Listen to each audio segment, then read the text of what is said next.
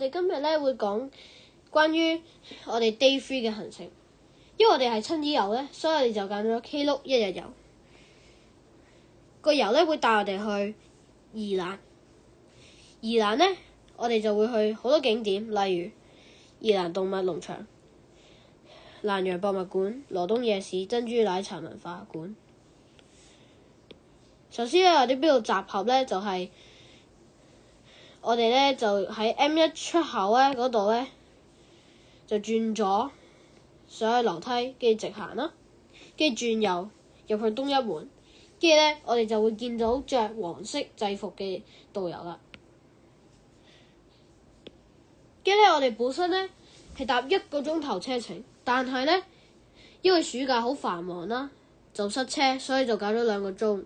我哋2個鐘搭完車之後咧，我哋就去咗食晏，我哋就去咗烏石港嗰度食晏，嗰度有好多海鮮食，好好味。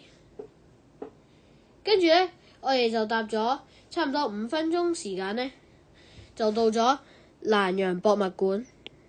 嗰度咧嘅建築好特別，成個三角形咁樣。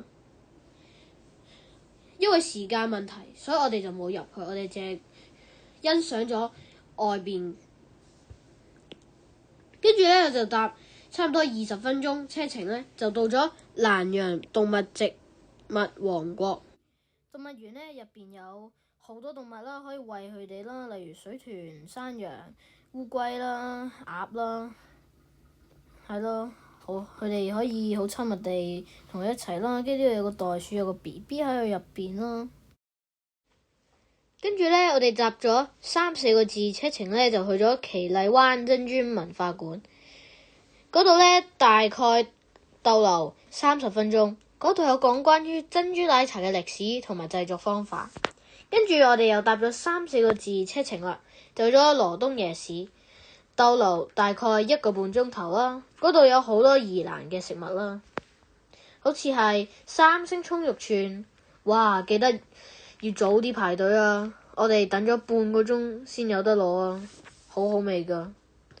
跟住咧有3星爆醬湯包，嗰度咧好似小籠包咁樣啦，但係咧上面有啲葱咯。仲有咧亞洲白啦，嗰度有得賣當歸羊肉湯、臭豆腐，係咯，好味啦。但係我哋因為夏天去啦，所以就冇食到當歸羊肉湯啦，好熱啊，驚。跟住咧就呢個潤餅卷啦，好有益啦，例如芽菜、生菜嗰啲啦。跟住咧有一串心啦，內臟嘅食物就會擺喺呢度啦，好好味。跟住咧我哋食完呢啲咧之後咧，就搭翻1個鐘頭車程咧，就去翻台北車站嗰度解散啦。今日咧就講到呢度，記得咧訂閱我哋頻道 like 同埋 subscribe，拜拜。